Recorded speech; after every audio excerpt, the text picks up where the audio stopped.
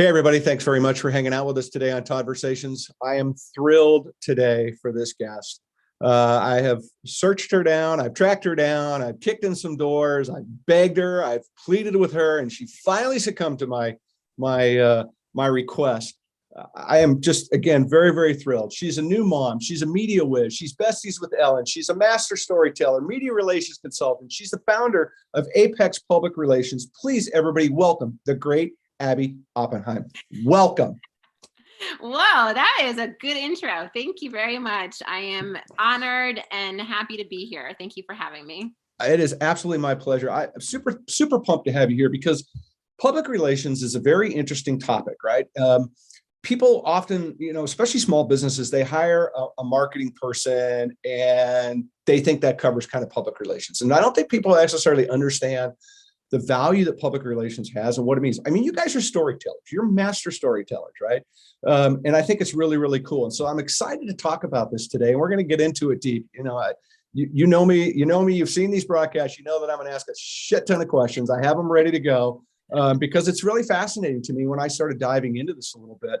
But before we do that, I'd like just for you to kind of share who's Abby and what you're up to, and then we'll get a little bit more into all that fun stuff. But again, welcome. I really am thrilled you're here. Well, thank you. Again, it's a pleasure and honor to be here. I'm really, this is my first podcast interview. So, you can only go up from here. Yeah.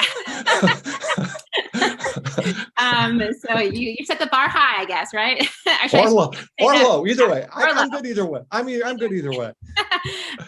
So yeah, I don't know how far back you want me to go, but I will give you the Reader's Digest version of me. So I went to Penn State, go Nittany Lions. Go Lions. Go Lions. And once I graduated from Penn State, I was an NBC page. And I don't know if you've ever seen 30 Rock on NBC. Have you ever watched that show? Yeah. Oh, yeah. So there's a character on the show called Kenneth, and his character's name is Kenneth the Page. That was me for about a year. And as an NBC page, you give tours around the studios. You have different assignments throughout the building. So you get to kind of test the waters, figure out basically what you want to do with your life, because it's a program tend to be for 20-year-olds right after college. Right. So as a page, I worked at the Macy's Thanksgiving Day Parade. I was a PA there. I worked at the Today Show, working in the green room. And I was also a publicity assistant. I can't even see it. You're making me nervous, Todd. I can't even see. I'm not even talking. I'm just staring back at you. A publicity assistant in the news media department at NBC. And actually, that was my first experience with PR. So once I completed the page program, I was hired to be the PR assistant for Laura Mandel. She was the VP of PR for Telepictures Productions. And they're a small job company that they produce syndicated programs. So back in the day, it was, Ellen obviously is still airing, but Ellen DeGeneres Show. Back then, it was a Tyra Banks show, Judge Mathis, Eliminate. I don't know if you remember that dating show. Yeah, I got to go with a hard no on that one. Eliminate, I have not caught that one. Great. Oh, come on. If I need to go check it out on YouTube, I will, but I've not seen it. Yes, it was a good one. And so I did. I was her assistant for several years, actually. And then she was the one that promoted me to be the publicist for Extra, the news magazine entertainment show. The caveat was I had to move to LA.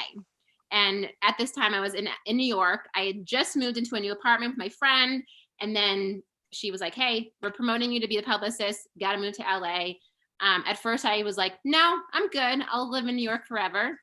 And she, of course, was like, you're crazy. You have to move. So I ended up moving. Great experience. Was a publicist for Extra for a few years. And then I did freelancing.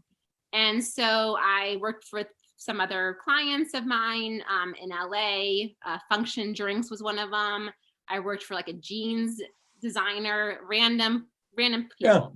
And then the tables had turned, and I found out that the publicist at the Ellen DeGeneres Show was going on maternity leave. And I asked my old boss, Laura, if I could apply to be the fill-in. And she goes, well, you got to send me your references. I was like, Laura, you are my reference. So yes, please send me your reference to the producers there. And so, yeah, so I filled in for the publicist on maternity leave at Ellen for a season. When Right. she came back, the executive producers wanted me to stay. And I was like, that's an amazing opportunity. I would love to. And they're like, well, what about producing? And I was like, well, shit, I never produced anything in my life, but sure, why not? I wanted to stay. Right. So I took it up.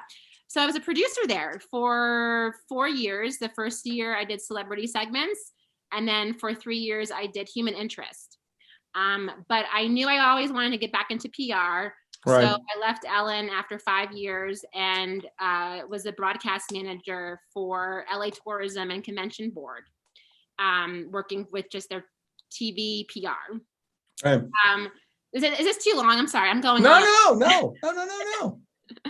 But and so after LA Tourism, I had been living in LA for about 8.5 years. Kind of needed a change and had come out here to Denver the summer before in 2015, loved it, and was like, I'm gonna move to Denver. So I came out here without a job, without knowing anyone really, and started my own PR company. And yeah, now we're here. Now look at you. Now we're here. Now look at you. But and I love the fact that you went to Denver with nothing. Right? I'm a big believer, and I say this all the time. Leaps of faith are extremely inspiring. You can jump out of an airplane with a parachute, right? That's kind of a leap of faith, hoping that thing opens up. But when you take a leap of faith with your life, your existence, and where you're going, I think it's probably more inspirational, more inspiring than jumping out of the airplane. Maybe jumping out without a parachute, I don't know. But I mean, it's almost at that point too. After you do it, it's like, well, I want to do it again, right? I like it's a different kind of adrenaline rush, a different kind of satisfaction. So yeah, I mean, love it. It was scary, and people thought I was crazy. Well, people thought I was crazy for when I left Ellen, because it's the top #1 daytime talk show, and they're like, "Why are you leaving?" And then they thought I was crazy for just moving to Denver without a job and without really knowing many people, if anyone really. I knew a couple people from like back in the day, but right. But yeah, it was nerve-wracking, but thankfully I did it. So, well, yeah, no doubt. But what a great trajectory. I mean, because you've got a pretty unique perspective, obviously, that you bring to the table for your clients and for that storytelling perspective. So I got to ask you, just kind of stay on this subject for a second. What was the most outrageous experience, in the TV, sphere? Because I mean, and you don't have to call anybody out, but let's face it, you had to deal with at least one or two prima donnas out there in your tenure in the TV world. Yes. It's funny. Yes. There were many instances where I had to pinch myself, and growing up, I loved TV. I loved pop culture. I loved reading Us Weekly and People Magazine. Like that was like my go-to reading material. And so being like, walking through in the halls at Ellen when they were taping, and like Brad Pitt was walking by, or, Sting was walking by. It was just like one of those things where I looked to myself, I'm like, how did I get here? Like, how did this happen to me? But I think that one of the most outrageous experiences had to have been, I think it was in 2003 or no, I'm sorry, 2005, I want to say, was Ashley Simpson performed on Saturday Night Live. Yeah. And PC Page, we worked all the shows. We worked Conan, SNL, Today Show, all the shows. And I remember working that show when she got caught lip syncing. And it was one of those moments where it just was like you could hear a pin drop from a mile away. It was, no one knew what was going on. I don't know if you remember, she like took the stage, and then they played a different song that she was supposed to be singing. And she did this little like weird dance because she was obviously embarrassed, and then she ran off the stage. And I mean, my heart went out to her because obviously it was very embarrassing, but it was kind of surreal because no one knew what to do. So it was like, wait, what?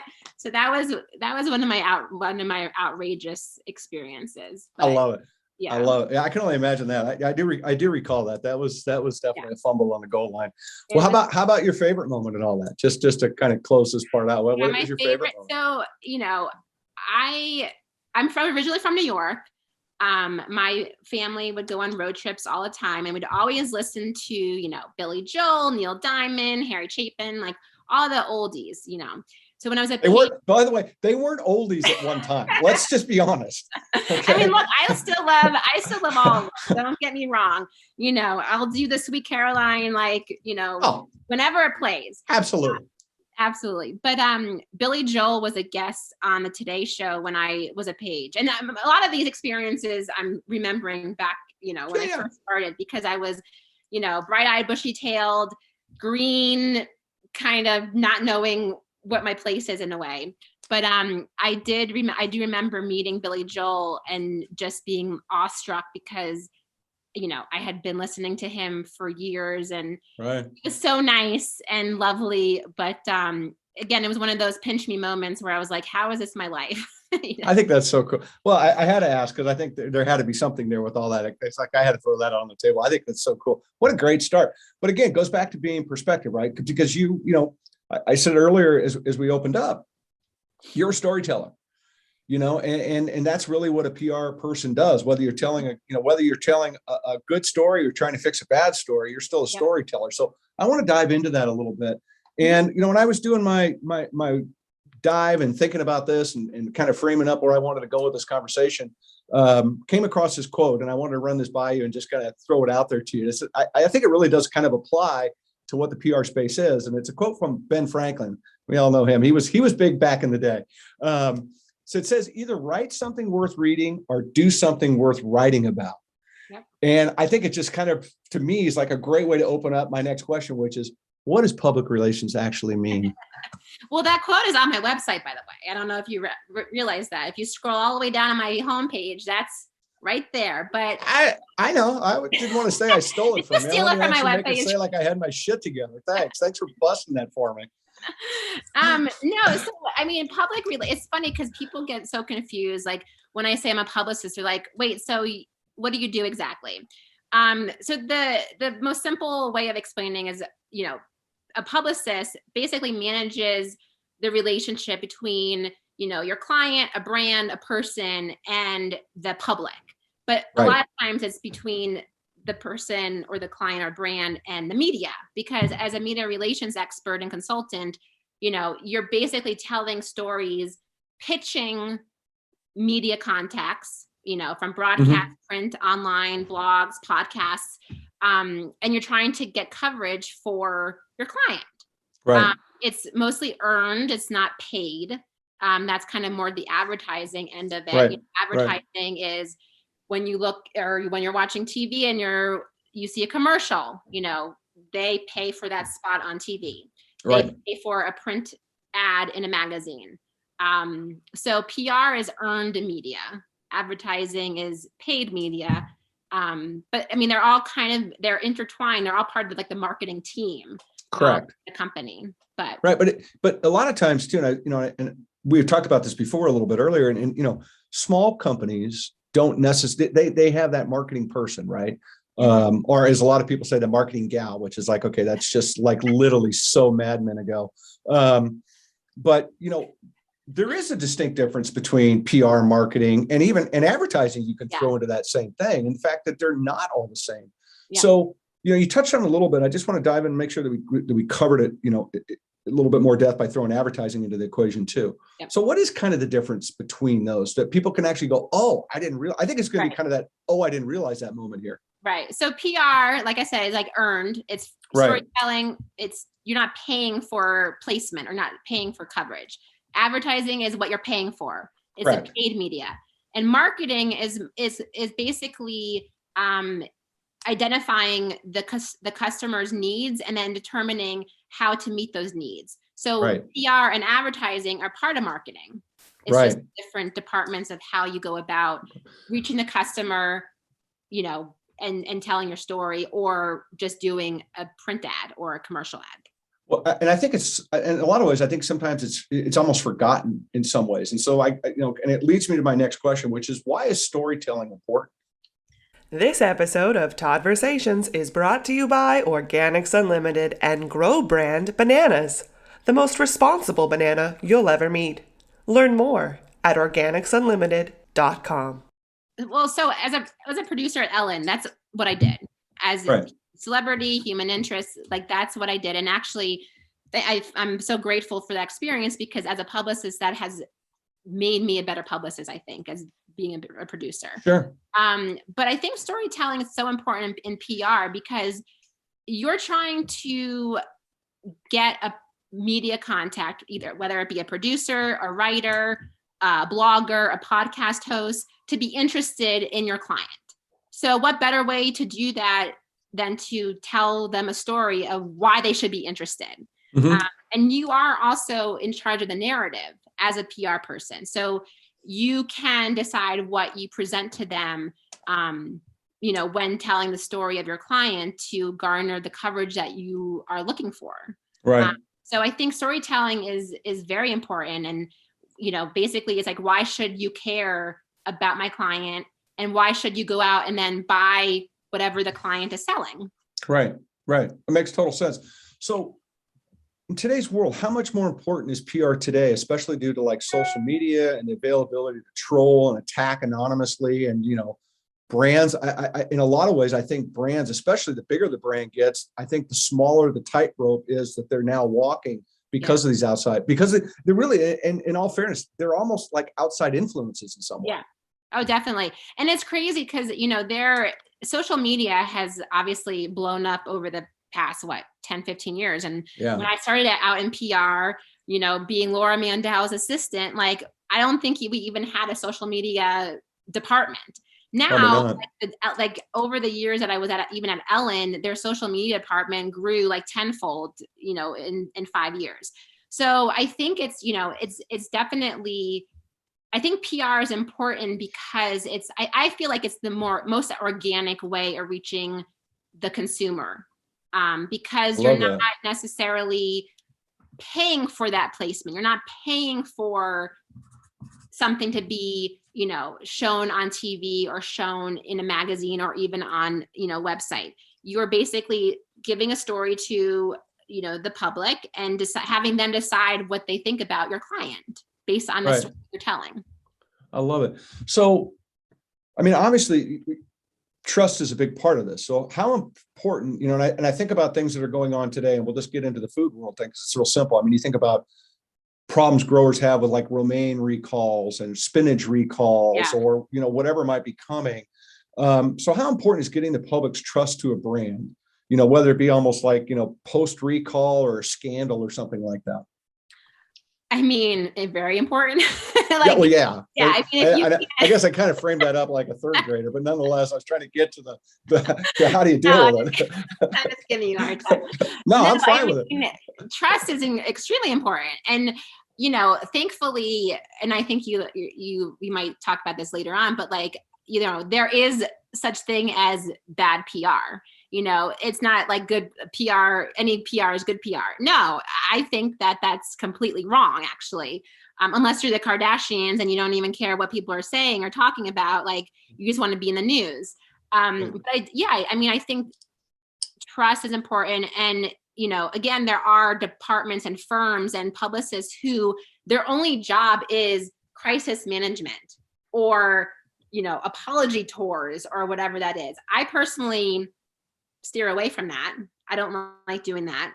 And thankfully I haven't had to do that, knock on wood, many times, but it's tricky because you have to acknowledge the mistake. I think you have to acknowledge the mistake and try to offer a solution so that people do trust you again. That's all you can do, really.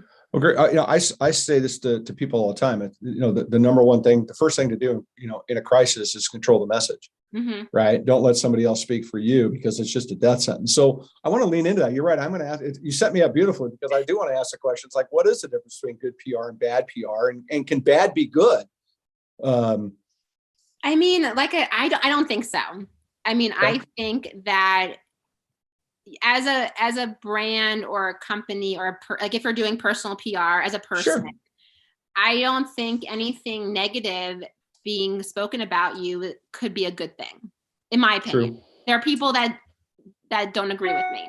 I think that you also have to, as a publicist, you have to be a fan of your client. Like, I don't know if I've told you this before, but I try to work with clients who I like, who I'm a fan of, who I would go and buy their product. Like I used to work at Hope Foods, which has Hope hummus and guacamole. This was like a couple years ago. I still go out and buy their hummus when I go grocery shopping. If I have a client that I don't believe in or trust myself, why would I be pitching them to a contact at a media outlet and jeopardize my relationship or my reputation by doing that? So I think, bad PR, some people don't care. Like I said, the Kardashians, they don't give a shit if people are saying bad things about them. But, my farm, Alexander Family Farm, would have a problem with if there was negative stories about them. Oh, absolutely. So do you think all press is good press though? I know you kind of answered it already a little bit, but I mean, it could be bad. Like they could, and also I think, and to be honest, and being in the entertainment industry, I have noticed that a lot of the times there are false stories being told, like working at Extra, you kind of see like the truth behind things. And a lot of people just believe whatever they read and whatever they see on TV as the truth. And sometimes it's completely the opposite. So, it's tricky when you say all press is good press because, a story could come out that's not true. And yes, it's press and it's coverage. Great. But if it's not true, then what's the point? Right. Well, look, and you brought up a really good point. We live in a world today which you're trying to discern what the truth is you need somebody to discern what the truth is so you can figure out what the truth is anymore. Yeah. It's nuts. Yeah. I had this conversation with my son. He was giving me crap about, we were talking about the pandemic. And he's like, he was griping at me about, you listen to 3 news sources or 2 news sources and 2 podcasts or whatever. And I said, no, actually, quite frankly, I have 9 news sources on my phone because I got to read them. And if I want to find out a subject about, a box of rocks, I want to try to come from a multiplicity of angles, but I don't know who to believe anymore. And I'll form my own opinion based upon the data or based upon what's out there. Right. So it's become a real challenge. So I'd imagine to your point, you've summed it up well about trying to balance that good and bad. And where do you find that line? Because you can get really cloudy fast and social media certainly isn't. Oh, definitely. It has to be not helping. No, it doesn't.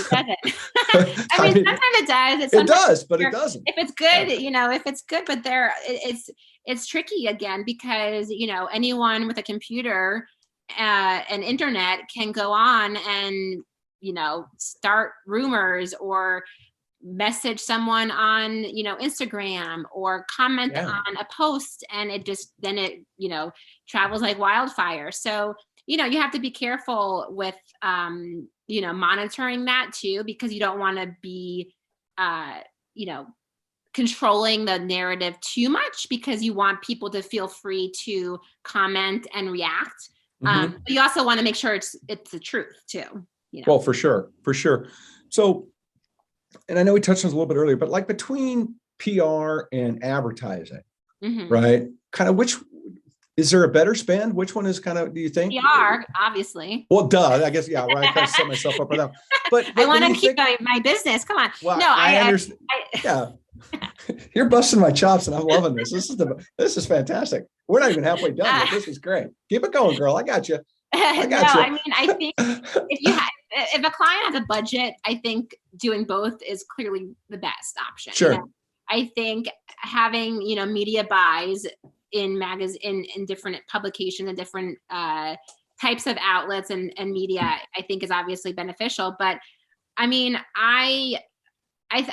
think PR is more organic. I think it's, I like that. Not buying for space. You're presenting a story to the media to hopefully present to the public in a truthful way.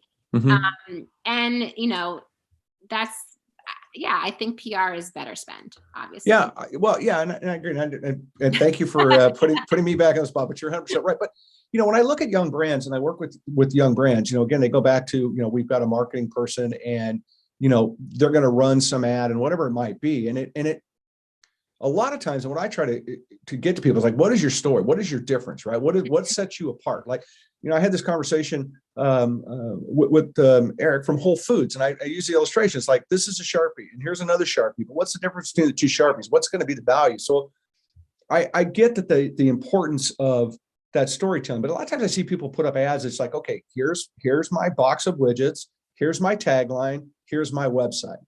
And in my mind, when I look at stuff like that, I don't think there's anything in that moment that's grabbing. Even the taglines have a tendency to not do much for you.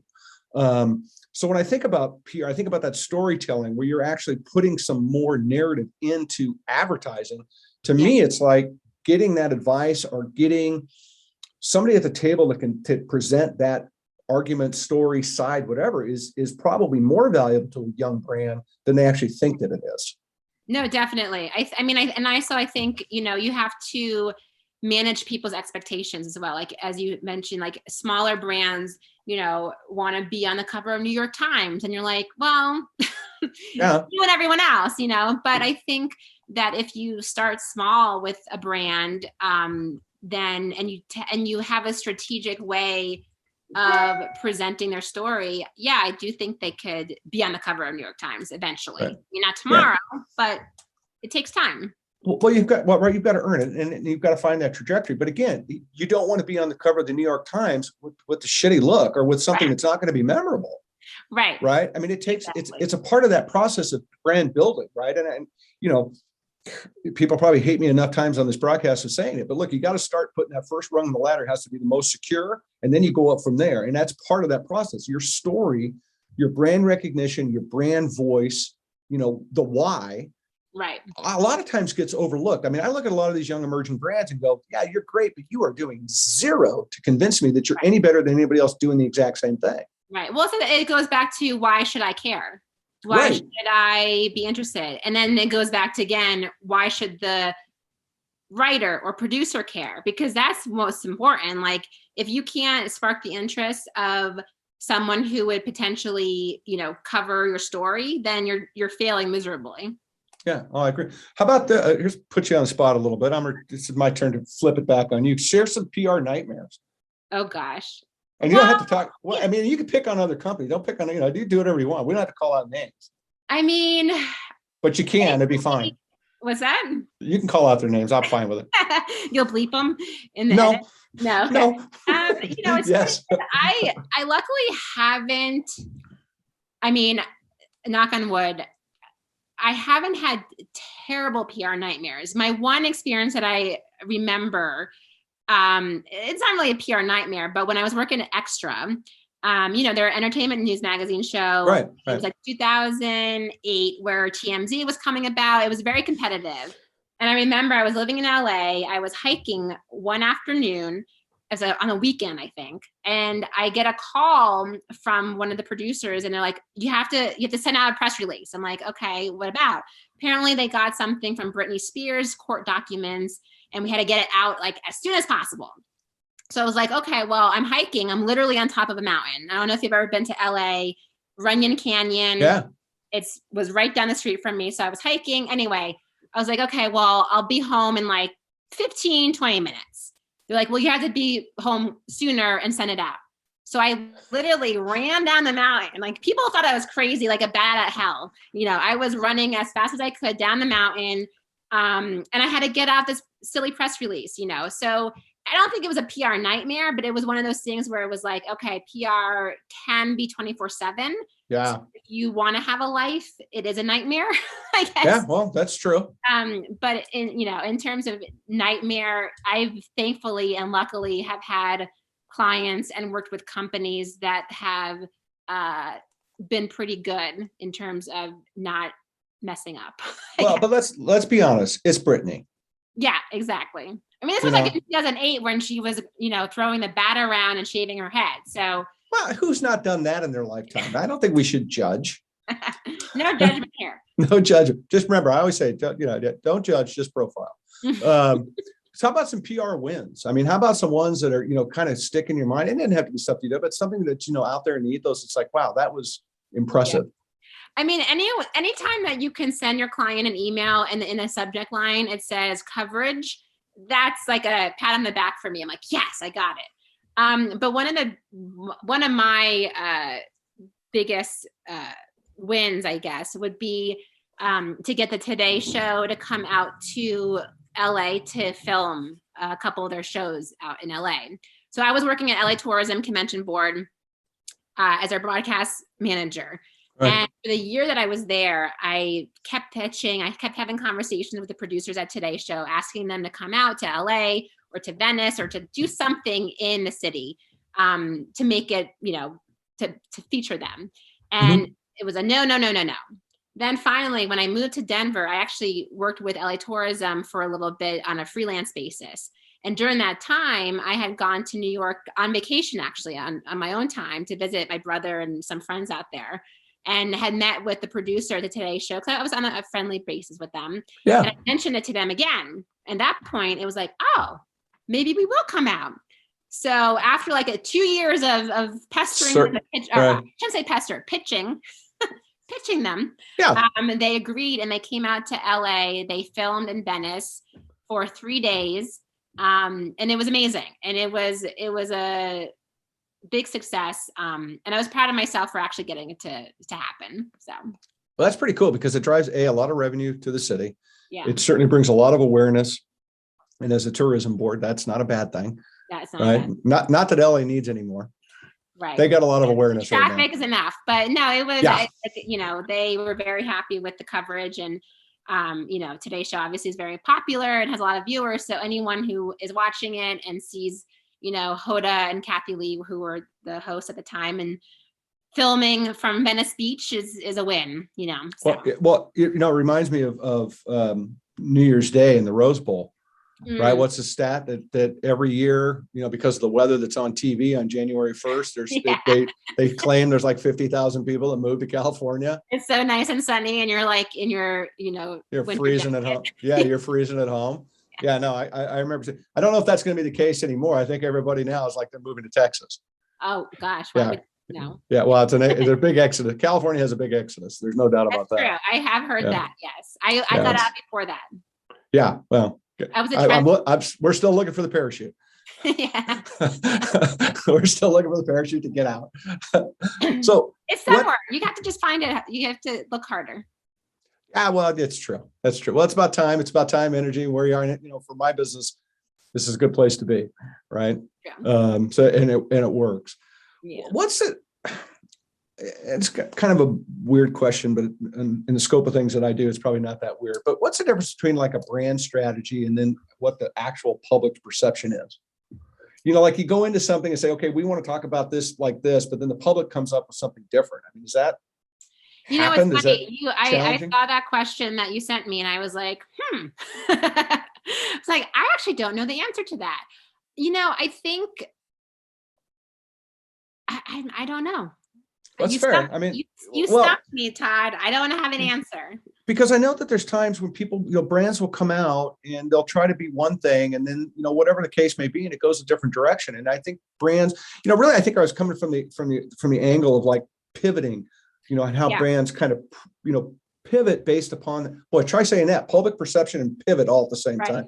But that public perception, and then all of a sudden they're pivoting because it's going a different direction. Right. And it's actually funny that you meant, and now that you say that, I was working with an agency back east called FWB for the past couple months. And one of my clients that I was helping them with was Wrangler. And Wrangler is celebrating their 75th anniversary next year. And they're like, I'm going to get them a card. Jeans, like they're, typical cowboy attire. Right. And in one of our calls and whatnot, it's interesting because they've had to pivot a lot, because they still want to maintain their fan base and customers from like, at the ranch, at the farm, but they also want to appeal to, the current fashionistas, right. And even, I don't know, I think it was at the Met Gala that Jennifer Lopez was wearing like this Western inspired attire, it's so, brands have to pivot all the time. I think it's just a matter of how they do it and being careful not to alienate their current customers or fans to appeal to the new ones, because sometimes they might have different mindsets. But it's tricky, it's tricky, but it happens all the time, especially with a brand that's around for 75 years. At that point, you become a little bit iconic, right? You become, and they are. yeah. Wrangler jeans. I mean, they're totally iconic. So well, they're generational, especially with something like that, right? If Grandpa wore them, Dad wore them. If Dad's wearing them, his kids wearing them. Yeah, no, I could see that. How much is PR? I mean, this is go from one extreme to a question to another, but how much does PR really drive brand awareness in the sense that, you're storytelling, but it's, I mean, awareness is important. I think it's extremely important. And you are dictating the narrative. So if you're doing it correctly and well, then I think brand awareness comes from PR rather than advertising, I think. I would agree with that. I mean, I think, again, it goes back to telling that story. It goes back. And the reason I keep kind of harping on this is that, there's a lot of young emerging brands out there. I know they're listening to this or part of this because they're talking to me about coming on to this. But I think it's really important to kind of throw that out there, that there is a difference between, the marketing person and storytelling. Right. And not everybody, look, you could be great at what you do from a marketing, packaging, design, whatever the case may be, but you may be a crappy storyteller. You may not understand. Yeah. Right. How do you put the voice behind it? Yeah. The voice behind the brand. Definitely. Yeah. And I think a lot of companies, if you have the budget, like I've said, you need to have a PR and a marketing and an advertising, person or someone to handle that stuff. And, a lot of the times in my past experiences, I will work closely to the social media department and the marketing department because they're all intertwined, and also if you're telling a story as a publicist and the social media, like Instagram account or Facebook account is going in a total opposite direction, then again, you're losing the trust of your customers and fans because they're like, what the hell, what's happening? Facebook is posting this story or this post or tweeting about this. And I'm reading an article in a magazine, completely different, story. Right. You have to work together for sure. And I want to backtrack on something you said earlier, and it just dawned on me what you're saying. And if you know it, great. If you don't, you talked about when you were at the time at Ellen and how social media grew, massive amount. Just for perspective purposes, how many people would you guess are actually managing that show's social media? A ton. I mean, more than 10. Oh yeah. Oh yeah. I mean, when I had a wonderful experience there. I value my experience and still, keep in touch. They love you. They love you. They're quoted as loving you. I've read it. I mean, they didn't want you to go. That's for sure. They didn't want me to go. No, I mean, they're lovely. And, but yeah, one of my best friends was on the social media department. And I think from when she started till when she left, it grew. I mean, I don't quote me on this. No. Someone from Ellen's going to call in and be like, Abby's wrong. I think it's probably between 20 and 30, if not more people. It's a huge department. And it's a big deal. It's a big production. There's no two ways about it. But I wanted the perspective when people sit there and go, when they look at social media and go, well, we post twice a week and, it's repetitive and we did this last, because it's such an interactive and it's such a part of driving brand awareness and storytelling and everything else. I just wanted to put a little perspective behind it. It's like, okay, 30 people just managing social media. Right. And it's not just Instagram, Facebook, Twitter, Pinterest or whatever. At Ellen, at least they were growing their YouTube channel. And now they have a ton of different, I don't want to say spin-offs, but they have a ton of different digital shows now. So that's right. Even though it's not social media, it is still in the digital department. So that's why it's growing so much as well. Yeah, no, it totally makes sense. Thank you for that. It's curiosity. I think it gives it gives the small companies wow. Yeah. If you're gonna, it's one of those things. If you go in, you got to go all in. You can't half-ass that department in a lot of ways. And it takes, even though if you're posting twice a week, it's still twice a week, but you're still monitoring your account. You're monitoring your competition's account. You're monitoring companies that are similar to your account to kind of see what they're doing and not copy them, but be inspired by them and kind of, see what the topical, stories are. Right. around. Sure. The whole thing. No. Yeah, no, thank you. Well, here's one for you. Do you believe that advertising is what you pay for and publicity is what you pray for? No, I love that quote. God, I do not believe that. I do not believe that.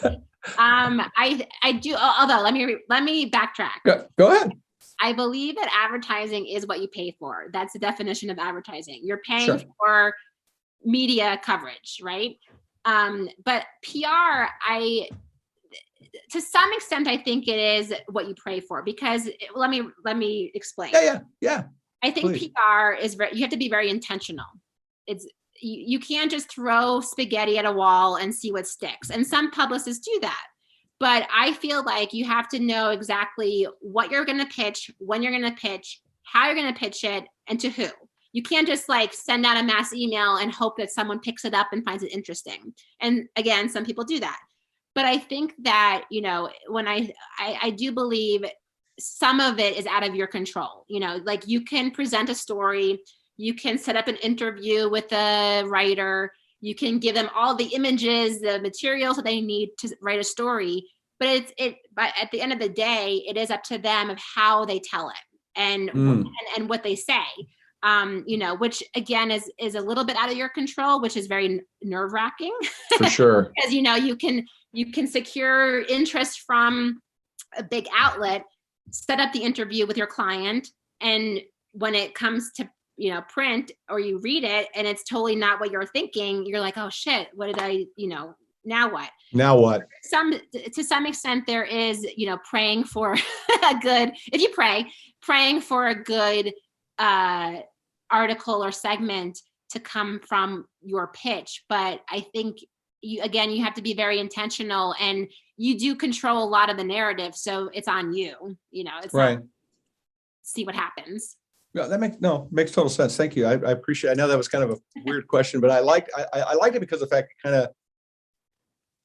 it's a phrase that people have said a lot, but it kind of throws it into perspective about where does those two find that balance. Yeah. I want to talk a little bit about pros and cons, and specifically as it relates to public relations. And I just want to I think about, I got some examples of pros and some examples of cons I'm going to throw at you, and feel free. I'm just going to throw this out as we'll do one at a time. I'm just going to throw out my thoughts, and then you go with whatever the hell you want to say. And if you want to tell me to shut up, I'll move on. I don't care. But I can tell you to shut up. Oh, this is awesome. Yeah, it's totally. Believe me, I've been. Everybody does. It's no big deal. I heard that my entire life. But examples of pros would be obviously news and press, media outreach, social media, and speaking engagements. Right. I mean, I'm assuming that you would agree with those are kind of. Now, when I think about the examples of cons of the deals, would be crisis communication, damage control, response or apology messaging. I would think that one's one I'd like to just touch on a little bit. And then basically trying to restore your reputation because you screwed it up. So the pros aren't too hard to figure out. Yeah. And I don't know how much time, but the cons are certainly interesting to me. And you go any way you want with it. The question is yours. The floor is yours, lady. Well, it's funny because, my experience, what I like to do, I'll include the pros. Yeah. So I do media relations. That's my bread and butter. I love coming up with a pitch. I love storytelling. I love maintaining and developing relationships with the media. There are, like I told you before, there are PR companies and publicists and firms that only handle crisis communication. Right. Only handle, if you get arrested for drunk driving and you're an actor, you go to this company. It's right. There are people who are just, that's what they do. I don't like doing that. Like I said before, I'm very particular of who I work with and for.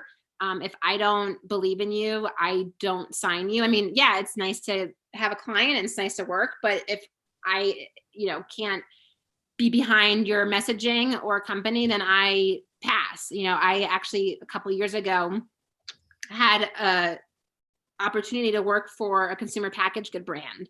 And before we, signed the dotted line, I asked for them to send me some product samples to try them out. And sadly I did. And it was to say the least, not very good. That's so, not so much. You know what? I appreciate the opportunity, but I'm going to pass on this, pass. And, best of luck to you, whatever. But I think it definitely, again, it's your reputation. So if you don't believe in it, you're not going to, your contact is going to be like, why are you pitching me this, Abby? I'm not going to include this in my snack roundup, So, but I do think, there's a particular skill set, and I admire people who are able to handle the cons of PR, because quite frankly, I don't know if I could, to be honest. Their apologies and the messaging and that kind of PR goes through so many levels of approval. You could write an apology that you want to send out to the contacts, but it will go through, 5 levels of approval before it actually gets approved and sent out. So wow. I think many people are working on that kind of thing because it's very difficult, and it kind of is a psychologically, in tuned, like you have to know how people are thinking to be good. Yeah. Well, it's like you're playing a game. In a way, yeah. And I think that, someone's going to have a problem with whatever you say if you are dealing with a crisis. Like, I think no matter what you say, someone's going to be a critic. But I think it's also, in my mind, like when you are dealing with damage control or response to, or apology, you have to be honest and upfront, like how we mentioned before, to regain the trust of your fans or consumers. Sure. You can't ignore it, or you can't displace blame. I think that's an awful way of doing it. This episode of Todd-versations is brought to you by Organics Unlimited and Grow brand bananas, the most responsible banana you'll ever meet. Learn more at organicsunlimited.com. And you're right. And I think sometimes too, brands, if they're not totally prepared on how to deal with this, they start to become desperate. Yeah. And then they say, oh, it's not my fault, or, they don't take responsibility. And I think that's the most important thing. It's like, you mentioned like the romaine lettuce recall. It's like, sure. Yeah, okay. Yes, we had an instance where there was contamination, where we apologize, we're recalling it, own up to it, Right. So. Yeah, no, I would agree. And one of the things that I see that companies do, and I say this, I'm totally against this. It's like, don't have your legal counsel, don't have your in-house attorney be your spokesperson if you have an issue. Yeah. Because you automatically look guilty. No matter what the case may be, you automatically put yourself back on your heels. It's like you've got it. That's where I think you come into leading up to where I was kind of with this whole question, this whole pro and con about why you need that proper storytelling for the good and to be prepared for the bad. Definitely. Like it's inevitable. If you're in the food business, look, nobody wants something bad, right, but it might happen. And if you're ill prepared in that first 48 hours, you're going to get your clock cleaned. Right. And I also think that the most important thing, like within the 48 hours, is for you to step up, or the brand, the client, the publicist, to step up and speak about the situation. When you hear like, oh, we couldn't reach blah, blah, blah for a comment, or, no comment was the comment. It's kind of like, well, what are you hiding? Or right, trying to finagle that you can't just come out with a statement or a message right away, So again, that loses trust, and you don't want that. You never want that. But when you're dealing with a crisis, you definitely don't want that. No, 100%. Well, not answering is a form of answering. Right. Yep. And I don't think people are like, well, why don't you don't get that back. Right. It's just like, it's like, if I don't answer, no, it goes away. It's not the case. Yeah. Well, and I think it goes back to what we said earlier about, crisis management, where you're controlling that narrative, right? You don't ever want anybody speaking for you. Right. Right. And then if you don't respond within, 48 hours, if you're not responding, someone else is going to. Right. And with social media, you're screwed. Yeah. Yeah. Right. Because you could go out there and somebody could say, the sky is green. And next thing you know, you have 1.3 million people chiming in, and it's got its own life but it gets to the point too. It's got its own life that you can't necessarily control. Yeah. Well, exactly. And I think that's the most important thing is, even if you're scared to, not scared, I shouldn't say that. Even if you're hesitant to respond to a crisis or a negative PR or, bad press, the most important thing is to respond, because then even if you wait and someone else gets a chance to, take charge of your narrative, if you then like 2 or 3 days later want to speak and send out a statement, no one's going to listen. It's like the publicist who cried wolf. It's like, you don't, who cares now? You didn't respond when the shit was hitting the fan, so. No. Well, you created 3 other problems. Yeah. Right. Well, and I think, I'm really, really appreciative of you kind of getting into this with me a little bit, because I think it's a really important thing for businesses, again, especially young businesses out there, to listen and go, well, what is my plan? Are you just waiting for it to happen and then you're going to, come up with it? Or have you actually sat down and thought, what if, and how are we going to handle this? Have you gone through the motions of both pros and cons? Right. Because there's just as much value in being prepared for the positive as there is for the negative. Oh, definitely. Yeah. And you have to be prepared, because then when it comes to time to, react to something that might be negative, you're not waiting, 3-4 days, a week to respond. So yeah, being prepared, even if it's for the bad, is very important. Yeah, I would agree. Thank you for that. I appreciate that part of the conversation, because I think a lot of people are going to be like, oh, I don't have a plan. Yeah. And that's what, but again, it goes back to that storytelling. It goes back to why what you do is so important, especially with an emerging brand, that you're at the table, your voice is there. You're coming from that perspective of like, look, I can water you and you can grow to be a beautiful flower, but what if it doesn't rain? We need to be prepared for that. And I think that's something that's so valuable that you bring to the table for folks. That's why I was excited to have you come on here to share this, because I really do think it's an undervalued part of businesses. Again, if you're Nike, you got this department, right? They recognize that it's a very valuable part of what they do. But if you're, Bob the Builder, and you're a small company and you're trying to find your way, you're not thinking about this. And I'm advocating that you should be. Right. Definitely. Yeah, for sure. Pros and the cons. Gotta take care of both. Yeah, for sure. This is awesome. This is super, super fun. I really do appreciate you sharing like you have, but we're not done. Okay. It's time. It's time. It's time. It's time. I know you're dreading this already, because you know what's coming. You're dreading. We're going to play a little trivia now. We're going to have a little fun. You ready? Mm-hmm. You ready to have a little fun? You're playing for big cash prizes. Okay. You ain't playing for shit, so don't get your hopes up. But this is fun. We're playing for that. Yeah, you're exactly. Well, you're playing for pride, quite frankly. You're playing for pride.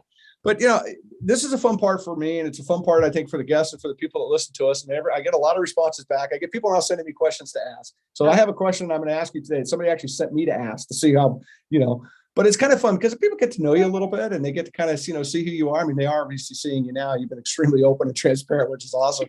But it's kind of fun. So here's my first one. Yeah. Now, think about this. This is a tough question to ask, but I'm going to ask you. So what is the most common community name in the United States? So think about it like this, like Anytown, USA, right? So what is the most common name in the United States for a town? Oh God.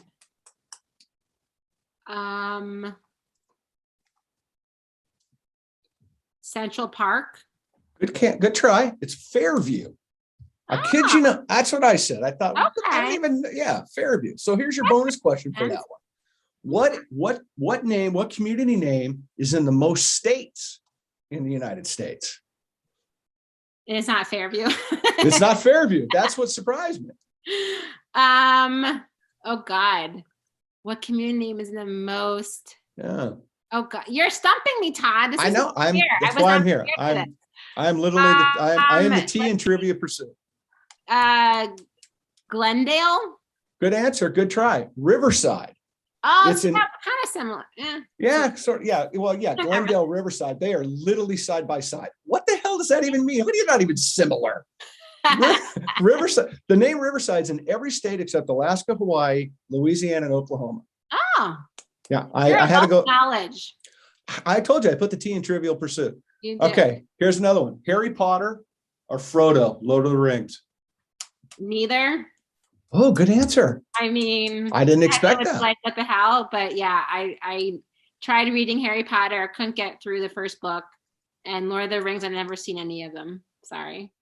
All right. It's okay. I'm not judging. Don't judge. Good. Just I don't profile. judge. I say I don't exactly. What was your favorite toy growing up? Oh, that's a good one. My Little Ponies. You really just said that publicly. You know that. I love My Little Ponies. And I had a little carrier thing that was like a horse stable that like carried them. It was awesome. Have you started buying My Little Ponies yet? No. Do you have none My upstairs? daughter is 9 months old, so I think we have a couple. She still wants one. She Yeah. 9. She knows already. Does she have? She has a phone by now, right? 9 months old. They got phones by now. Yeah, totally. All right, here you go. Now I'm going to put you on that. Here we go. We'll get you in. What's your favorite band, or what are you into right now? My favorite band, I would have to say Mumford and Sons. Nice. I've liked them for a while. I actually have a tattoo of one of their song lyrics. So Okay. I like them very much, apparently. Yeah. But Mumford and Sons, I would say. That's pretty cool. I like that. So if you could time travel anywhere, where would you go? Oh, that's a good one. I'd try to come in hot. I like that question.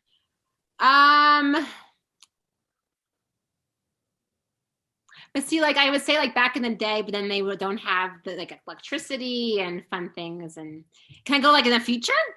You can do whatever you want. Try I would like to go in the future. See what the world is like in like 100 years. Yeah, it's funny you say that because I got asked. I asked this question to somebody and they reversed it back on me. They dropped that Uno card down. They reversed it back on me, and I said the same thing. I said I'd like to go forward just to see how bad we fucked this all up. Just to see if we're right. Come on. Yeah, I don't want to go so far forward, right? But I mean, I'd like to just see where this actually ends up. Yeah. Right. Like what the end game is, Yeah. And truthfully, I'm into the alien thing. I want to see if they're really coming down. I think they're already here. I don't know. They might be here. I think they are. You take a look at a few of these people in the world, you got to wonder. I mean, Men in Black may not be that far off base. It's a good movie. Yeah, I know. I mean, that's what I'm saying. I should say. Yeah, they could be floating around. You are. And maybe I'm an alien. You don't even know. You know what? No, I don't think so. It could be. I mean, I don't know. I'm not going to bet on it. There's other people I was for sure bet on. I wouldn't bet on you. Yeah. Like anyone, like famous people, you think? Oh yeah, I think so. I mean, I'm not to be mean or pick on anybody, but I don't necessarily know Elon's from here. I just don't. I don't necessarily know Steve Jobs was from here.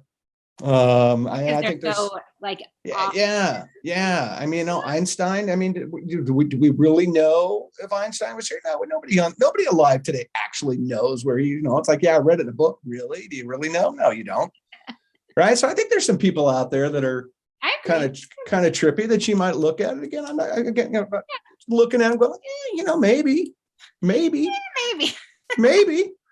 I don't know. Now, like somebody like a Jeff Bezos has got the funky rocket that he's flying. He's definitely from here.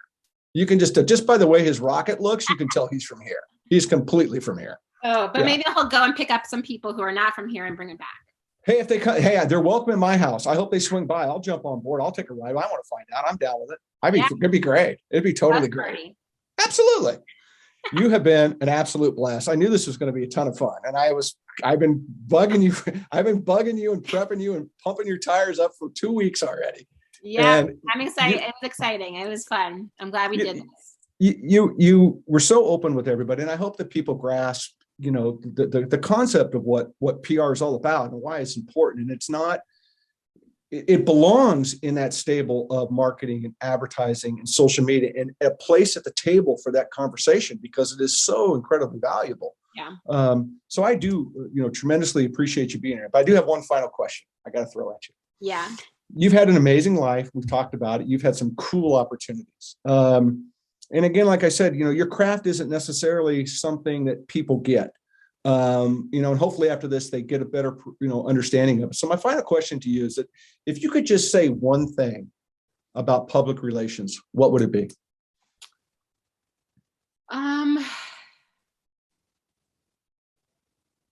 I think it's necessary for a brand, if they want to reach the appropriate audience, to have a good publicist on their side and to know their company and their industry and to know how to storytell. Writing a pitch, and throwing it at the wall and seeing what sticks is not the way to go. You have to be very intentional. It's a couple things. Like you said one thing, but I'm saying I'm spewing a bunch of Go. But I think, I think it's a very intentional way of telling a story to the appropriate people. I love it. Yeah. That's a hell of a good place to drop the mic. Yeah. Or as I say, drop my Sharpie. But I have to pick it back up. I gotta hold my Sharpie. Addie, thank you so much thank you so much for being here and hanging out with me today, and just for being you, and your emails would pop in and just chit chatting and stuff. It's just so great. I'm a huge fan of what you guys do. I'm a huge fan of what Apex is about. I'm a huge fan of why you do what you do. I can only recommend you about 1 million more times to everybody, to pick up the phone, get online, send an email, find out what it is that you guys do, why you do it, and get a voice that they don't necessarily have at the table today there, because I think it'll make a big difference. So I'd love for you to come back. And we'll go get you on our other show. We'll do a little snippet. We'll just do some hot topic stuff. Sounds great. I'm keep there. stirring the pot. Cool. Keep stirring the pot. And when I come to Colorado, we're hanging out. Definitely.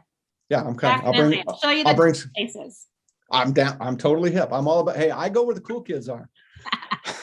That's my motto. Go out. Now with a 9-month-old, we're like, okay, what's she can drive. Activity? She can drive us. Drive us. Yeah. I'm on My Little Pony. You got to buy her one first. Yeah. Thank you so much. Thank you again for being here. I really appreciate you. Thank you so much. It was so much fun. And I hope to do this again soon. We will. Everybody, thank you for being here with us today. I say this to you all the time. I'm going to say it again. Go inspire somebody. It's not hard to do. Just saying hello to somebody is a source of inspiration. You don't even realize it till you try it. So go out there every day and just try one time to inspire somebody. I know we'll make a difference in this planet. Thanks for hanging out with us. We'll see you again soon. Don't forget to check out Todd Bits. Don't forget Todd-versations. All of our social media stuff. We're everywhere. Like I said, where the cool kids are, you can find us. Take care. Be good. Smile. Go inspire people. Thanks. See you, everybody.